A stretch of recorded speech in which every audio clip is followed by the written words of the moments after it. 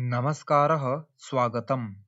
स्वागत है आपका आज की इस वीडियो में, जिसमें हम जानेंगे कक्षा 6 की संस्कृत पाठ्य पुस्तक रुचिरा प्रथमो भागः का चतुर्दश पाठ अह आह च, जिसका हिंदी अर्थ हम इस पाठ को पढ़ने के बाद ही जान पाएंगे। तो आइए शुरू करते हैं इस पाठ का हिंदी अनुवाद और अभ्यास प्रश्न। अजीजः सरलः परिश्रमी च आसीत्। अजीज सरल स्वभाव वाला और मेहनती था। सः स्वामिनः एव सेवायां लीनः आसीत्। वह स्वामी की सेवा में ही लगा रहता था। एकदा सः गृहं गन्तुम् अवकाशं वाञ्छति। एक बार वह घर जाने के लिए अवकाश चाहता है। स्वामी चतुरः आसीत्। स्वामी चालाक था। सः चिन्तयति। उसने सोचा। अजीजः इव न कोऽपि अन्यः कार्यकुशलः। अजीज जैसा कोई भी दूसरा कार्यकुशल यानी काम करने में अच्छा नहीं है। एषः अवकाशस्य अपि वेतनं ग्रहीष्यति। यह अवकाश का भी वेतन लेगा। एवं चिन्तयित्वा स्वामी कथयति। ऐसा सोचकर स्वामी ने कहा, अहं तुभ्यम् अवकाशस्य वेतनस्य च सर्वं धनं दास्यामि। मैं तुम्हें अवकाश और वेतन का सारा धन दूंगा। परम एतदर्थं त्वं वस्तुद्वयम् आनय। परंतु इसके लिए तुम दो वस्तुएं लाओ। अह आह च इति। अह और आह, ये दो वस्तुएं जो हमारे इस पाठ का शीर्षक है। अजीज का स्वामी उसे लाने के लिए कहता है। एतत् श्रुत्वा अजीजः वस्तुद्वयम् आनेतुं निर्गच्छति। यह सुनकर अजीज दोनों वस्तुएं लाने के लिए चला जाता है। सः इतस्ततः परिभ्रमति। वह इधर उधर घूमता है। जनान् पृच्छति। लोगों से पूछता है। आकाशं पश्यति। आकाश को देखता है। धरां प्रार्थयति। धरती से प्रार्थना करता है। परम सफलतां नैव प्राप्नोति। परंतु सफलता नहीं मिलती, सफलता प्राप्त नहीं होती। चिन्तयति। सोचता है। परिश्रमस्य धनं सः नैव प्राप्स्यति। परिश्रम का धन वह प्राप्त नहीं कर पाएगा। कुत्रचित् एका वृद्धा मिलति। कहीं पर एक बूढ़ी महिला मिलती है। सः तां सर्वां व्यथां श्रावयति। वह उसे सारी व्यथा, अपनी पीड़ा, अपना दुख सुनाता है। किसे? उस बूढ़ी महिला को। सा विचारयति। वह सोचती है। स्वामी अजीजाय धनं दातुं न इच्छति। स्वामी अजीज को धन देना नहीं चाहता है। सा तं कथयति। वह उससे कहती है। अहं तुभ्यं वस्तुद्वयं ददामि। मैं तुम्हें दोनों वस्तुएं देती हूँ। परम द्वयम् एव बहुमूल्यकं वर्तते। परंतु दोनों ही बहुत कीमती हैं, बहुमूल्य हैं। प्रसन्नः सः स्वामिनः समीपे आगच्छति।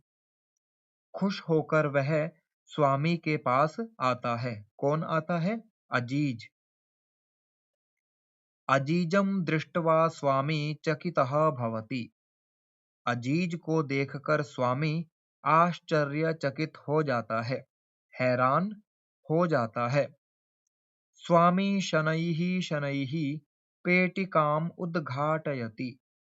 स्वामी धीरे धीरे पेटी खोलता है। उद्घाटयति, उद्घाटन करता है यानी खोलता है। पेटिकायां लघुपात्रद्वयम् आसीत्। पेटी में दो छोटे बर्तन थे, लघु बर्तन थे। प्रथमं सः एकं लघुपात्रम् उद्घाटयति। पहले वह एक लघु पात्र छोटे पात्र को खोलता है। सहसा एका मधुमक्षिका निर्गच्छति। अचानक एक मधुमक्खी निकलती है। तस्य च हस्तं दशति और उसके हाथ को डसती है, काटती है। स्वामी उच्चैः वदति। स्वामी जोर से बोलता है, आह! ऐसा।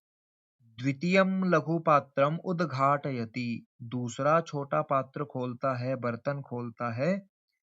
एका अन्या मक्षिका निर्गच्छति। एक दूसरी मधुमक्खी निकलती है।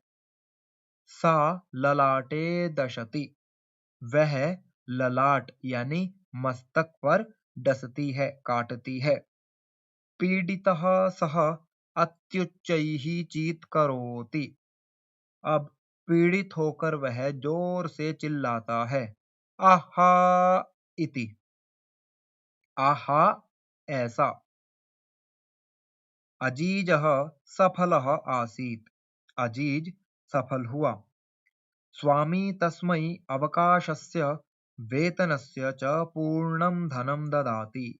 और स्वामी उसे अवकाश और वेतन का सारा धन देता है।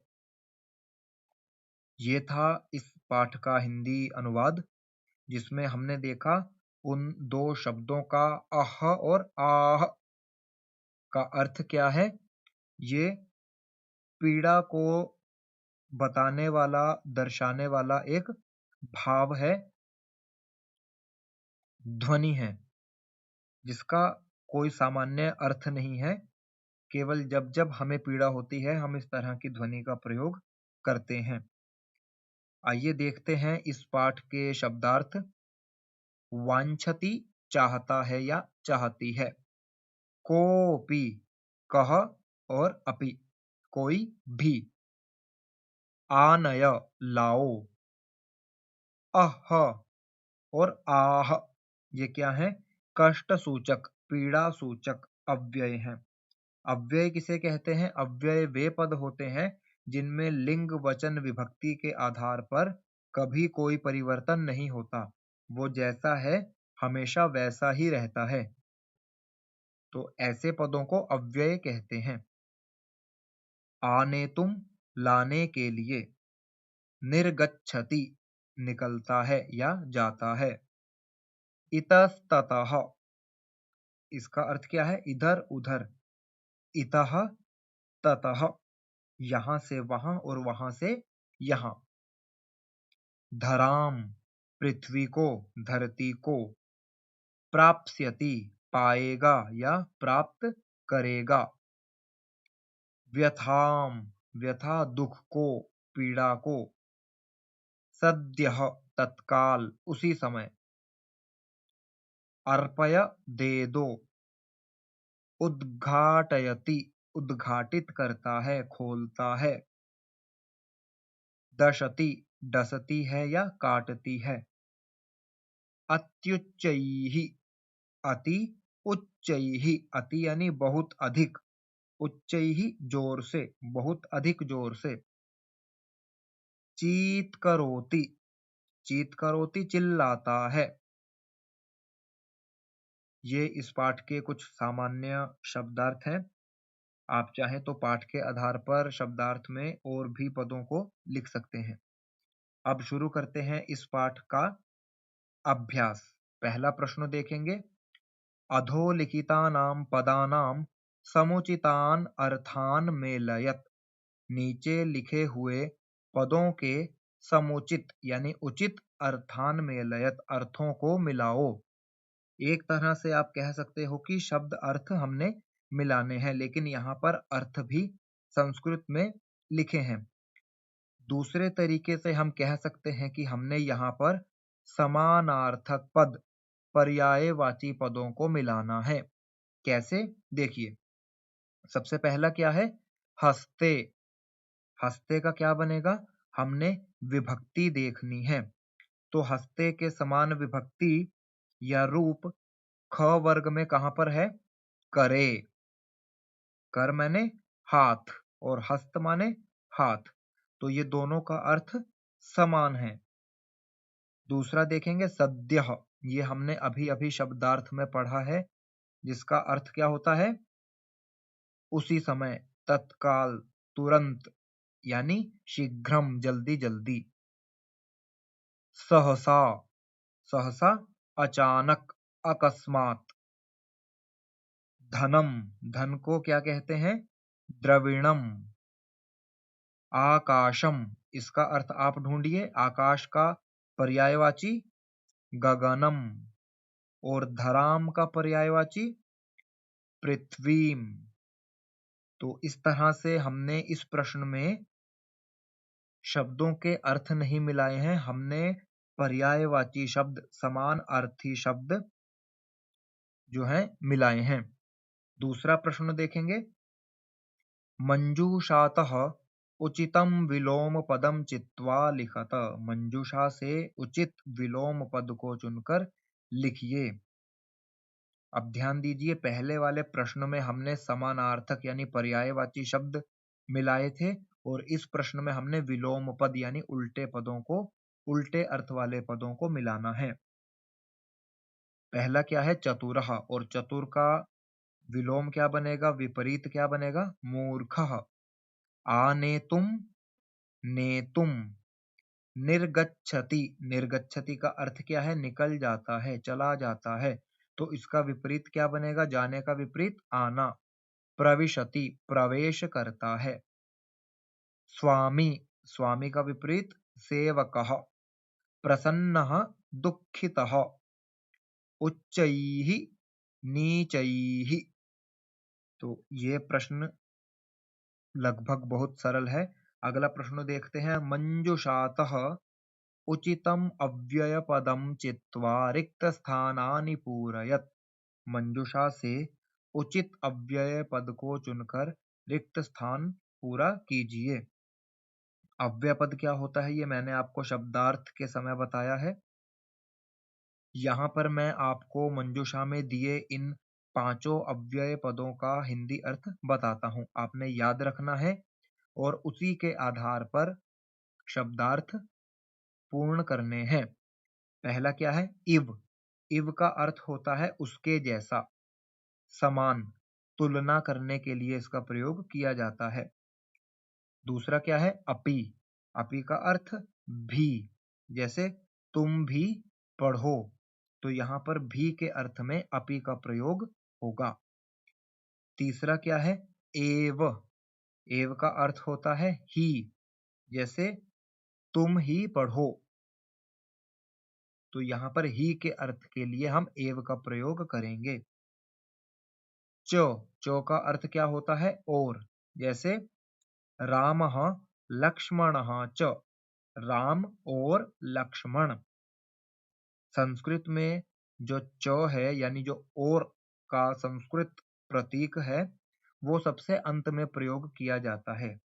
हिंदी में राम, लक्ष्मण और सीता अंतिम से पहले प्रयोग होता है, लेकिन संस्कृत में अंत में ही प्रयोग होता है। कैसे बोलेंगे? रामः लक्ष्मणः सीता च। यहाँ सीता के बाद और का चिन्ह लगेगा, यानी च लगेगा। और अंतिम क्या है? उच्चैः। ये सरल है, उच्चैः ऊंची आवाज में, जोर से। तो आइए अब देखते हैं नीचे के रिक्त स्थान। बालकाः, बालिकाः क्रीडाक्षेत्रे क्रीडन्ति। बालक, बालिकाएं खेल के मैदान में खेल रही हैं। क्या बनेगा? बालक और बालिकाएं, तो च आएगा। दूसरा क्या है? मेघाः गर्जन्ति। मेघ, बादल गरजते हैं। कैसे गरजते हैं? उच्चैः, जोर से, ऊंची आवाज में। बकः हंसः श्वेतः भवति। बगुला, हंस सफेद होता है। वाक्य को ध्यान से सुनिए। होता है एक वचन में प्रयोग हुआ है, तो यहाँ पर क्या आएगा? बगुला हंस सफेद होता है। अब यहाँ पर बगुले और हंस की बात हो रही है, तो यानी कि दोनों में क्या की जा रही है? यहाँ पर तुलना हो रही है, और उस तुलना में भी समानता बताई जा रही है। दोनों में क्या समान है? दोनों का सफेद होना, श्वेत होना। तो यहाँ पर क्या आएगा? बकः हंसः इव, बगुला हंस के जैसा क्या है? श्वेतः भवति, सफेद होता है। चौथा क्या है? सत्यम जयते, सत्य विजयी होता है। एव, सत्य ही विजयी होता है। ये हमने सुना भी है, सत्यमेव जयते। और अंतिम पांचवा क्या है? अहम पठामि, मैं पढ़ रहा हूं। त्वम अपि पठ, तुम भी पढ़ो। तो ये था इस पाठ का तीसरा प्रश्न, जिसमें हमने अव्ययों का प्रयोग करके रिक्त स्थान पूरे किए हैं। अगला प्रश्न देखेंगे क्या है? प्रश्नानाम उत्तराणि लिखत, प्रश्नों के उत्तर लिखिए, लेकिन एक पद में लिखिए ऐसा नहीं बताया है। तो यहाँ पर उत्तर हम पूर्ण वाक्य में ही लिखेंगे। अजीजः गृहं गन्तुं किं वाञ्छति, अजीज घर जाने के लिए क्या चाहता है? क्या चाहता है? अजीजः गृहं गन्तुं अवकाशं वाञ्छति, अवकाश चाहता है, छुट्टी चाहता है। स्वामी मूर्खः आसीत् चतुरः वा, स्वामी मूर्ख था या चतुर? स्वामी चतुरः आसीत्, स्वामी चालाक था। अजीजः कां व्यथां श्रावयति, अजीज किसे अपनी व्यथा, अपना दुख सुनाता है? किसे सुनाता है? अजीजः एकां वृद्धां व्यथां श्रावयति, एक वृद्ध महिला को, एक बूढ़ी महिला को अपना दुख सुनाता है। अन्या मक्षिका कुत्र दशति, अन्य दूसरी मक्खी कहाँ डसती है? पहली मक्खी उसके हाथ पर डसती है, लेकिन दूसरी वाली मक्खी कहाँ डसती है? अन्या मक्षिका ललाटे दशति, दूसरी मक्खी ललाट यानी मस्तक पर डसती है, काटती है। और पांचवा क्या है? स्वामी अजीजाय किम दातुम न इच्छति, स्वामी अजीज को क्या देना नहीं चाहता? क्या देना नहीं चाहता था उसे वो? धन। कैसे लिखेंगे? स्वामी अजीजाय धनम दातुम न इच्छति, अजीज स्वामी को धन देना नहीं चाहता। ये थे इस पाठ के प्रश्न उत्तर। अगला प्रश्न देखते हैं क्या है? निर्देशानुसारम लकार परिवर्तनम कुरुत, निर्देशों के अनुसार लकार का परिवर्तन करें। लकार किसे कहते हैं? जैसे हिंदी में काल होता है, इंग्लिश में टेंस होता है, वैसे ही संस्कृत में लकार होता है। और संस्कृत में लकार परिवर्तन के समय केवल क्रियापद ही बदला जाएगा। इसके अलावा वाक्य में जितने भी पद हैं वो वैसे के वैसे ही प्रयोग होंगे, उनमें कोई बदलाव नहीं होगा। उदाहरण देखिए, अजीजः परिश्रमी आसीत, अजीज परिश्रमी था। इसे कैसे बदलना है? हमने कोष्ठक में देखिए, लट लकारे, लट लकार में। लट लकार किस अर्थ में होता है? वर्तमान काल में। तो इस वाक्य को वर्तमान काल में कैसे बदलेंगे? अजीजः परिश्रमी अस्ति, अजीज मेहनती है। अब आप पहला वाक्य और उत्तर में बदलने के बाद का वाक्य देखिए, केवल अंतिम पद बदला है। जो तीसरा पद है आसीत से अस्ति हुआ है, बाकी दोनों पद वैसे के वैसे ही प्रयोग हुए हैं। तो नीचे के वाक्यों में भी केवल क्रियापद ही बदला जाएगा, बाकी सभी पद वाक्य के बिना किसी बदलाव के प्रयोग होंगे। क्या है पहला वाक्य? अहम शिक्षकाय धनम ददामि, मैं शिक्षक को धन देता हूँ। इसे हमने लृट लकार में बदलना है। लृट लकार भविष्यत काल में। तो कैसे बनेगा? बाकी सभी पद वैसे ही आएंगे, केवल अंतिम क्रियापद बदलेगा। तो अंतिम क्रियापद क्या बनेगा? दास्यामि, दूंगा। पूरा वाक्य, अहम शिक्षकाय धनम दास्यामि, मैं शिक्षक को धन दूंगा। केवल अंतिम पद बदला है, उससे पहले के तीनों एक समान है। दूसरा वाक्य देखेंगे, परिश्रमी जनः धनम प्राप्स्यति। परिश्रमी मेहनती जन इंसान धन प्राप्त करेगा। मेहनती इंसान धन प्राप्त करेगा। इसे कैसे बदलना है? लट लकार में। लट लकार क्या होता है ये मैंने आपको उदाहरण के समय बताया था, आपने याद रखना है। लट लकार वर्तमान काल के लिए होता है। तो क्या बनेगा? परिश्रमी जनः धनम प्राप्नोति, मेहनती इंसान धन प्राप्त करता है। अब ये वर्तमान काल का वाक्य हो गया, करता है। तीसरा वाक्य, स्वामी उच्चैः वदति, स्वामी जोर से बोलता है। इसे कैसे बदलना है?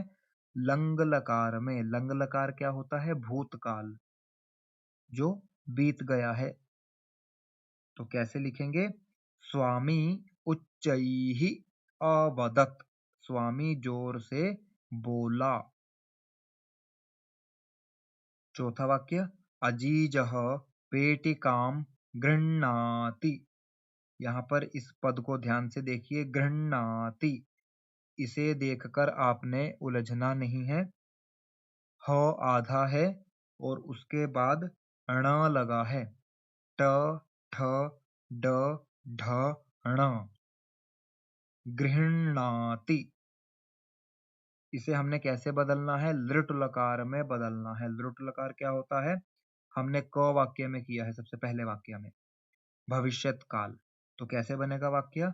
अजीजः पेटिकाम गृहीष्यति, अजीज पेटी लेगा। अंतिम पांचवा वाक्य, त्वम उच्चैः पठसि, तुम जोर से पढ़ रहे हो। और इसे बदलना कैसे है? लोट लकार में। लोट लकार हमने ऊपर अभी तक किसी भी वाक्य में नहीं किया है, तो इसका अर्थ मैं आपको बता देता हूँ। लोट लकार का प्रयोग हम अपने से छोटों को आज्ञा देने के रूप में करते हैं, या अपने मित्रवत व्यवहार के रूप में करते हैं। तो कैसे बनेगा? तुम जोर से पढ़ रहे हो। इसे आज्ञा के रूप में, आदेश के रूप में यदि हम बोले तो कैसे बनेगा? त्वम उच्चैः पठ, तुम जोर से पढ़ो। आदेश देना है तो पढ़ो। इस तरह से आपने लकारों का अर्थ याद रखना है और उन्हें बदलने का प्रयास करना है। लकार बदलते समय मैंने आपसे आरंभ में कहा, केवल अंतिम क्रियापद ही बदला जाएगा, शेष सभी पद वाक्य में बिना किसी बदलाव के प्रयोग किए जाएंगे। अगला प्रश्न देखते हैं, और ये प्रश्न इस पाठ का अंतिम प्रश्न है। क्या है? अधोलिखितानि वाक्यानि घटनाक्रमानुसारम लिखत। नीचे लिखे हुए वाक्यों को घटनाक्रम के अनुसार लिखिए। ये जो नीचे हमें 6 वाक्य दिए हैं, इनका क्रम हमें जो पाठ है उसकी घटना के आधार पर व्यवस्थित करना है, एक क्रम में लगाना है। वाक्य को पढ़ेंगे। स्वामी अजीजाय अवकाशस्य पूर्णम धनम ददाति। स्वामी अजीज को अवकाश का सारा धन देता है। ये सबसे अंतिम वाक्य है, क्योंकि यहीं पर कहानी खत्म होती है। तो ये क्रम संख्या 6 का वाक्य है। अजीजः सरलः परिश्रमी च आसीत। अजीज सरल और परिश्रमी था। ये सबसे पहला वाक्य है, क्योंकि यहीं से हमारी कहानी शुरू होती है। अब हमने नीचे के 4 वाक्यों का क्रम व्यवस्थित करना है। अजीजः पेटिकाम आनयति। एकदा सः गृहं गन्तुम् अवकाशं वाञ्छति। पीडितः स्वामी अत्युच्चैः चीत्करोति। मक्षिके स्वामिनं दशतः। इनका मैं हिंदी अर्थ आपको एक बार बता देता हूँ। तीसरा वाक्य, अजीज पेटिका लाता है या पेटी लाता है। एक बार वह घर जाने के लिए अवकाश चाहता है। पीड़ित स्वामी जोर से चिल्लाता है। दो मक्खियां स्वामी को डसती हैं, काटती हैं। अब आपने इनका क्रम निर्धारित करना है। तीसरा वाक्य कौन से क्रम का आएगा? तीसरा। चौथा वाक्य दूसरे क्रम पर आएगा। पांचवा वाक्य पांचवे पर ही और छठा वाक्य चौथे नंबर पर। अभी आपको इसे समझने में थोड़ी परेशानी हो रही होगी। एक बार इन सभी वाक्यों को क्रम अनुसार लिखेंगे तो कैसे बनेगा? अजीजः सरलः परिश्रमी च आसीत्। अजीज सरल और परिश्रमी था। एकदा सः गृहं गन्तुम् अवकाशं वाञ्छति। एक बार वह घर जाने के लिए अवकाश चाहता है। अजीजः पेटिकाम् आनयति। अजीज पेटी लाता है। मक्षिके स्वामिनं दशतः। दो मक्खियां स्वामी को काटती हैं। पीडितः स्वामी अत्युच्चैः चीत्करोति। पीड़ित स्वामी जोर से चिल्लाता है। स्वामी अजीजाय अवकाशस्य पूर्णं धनं ददाति।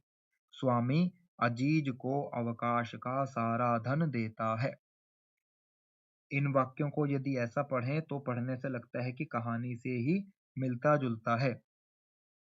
तो इस तरह से आपने कहानी को ध्यान में रखना है और इस तरह के आए किसी भी प्रश्न को हम केवल अपनी कहानी के आधार पर ही व्यवस्थित कर सकते हैं। इसके लिए किसी विशेष तरह के अभ्यास की आवश्यकता नहीं है।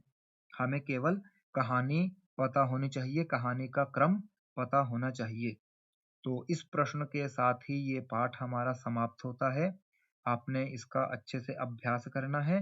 तब तक के लिए धन्यवादः।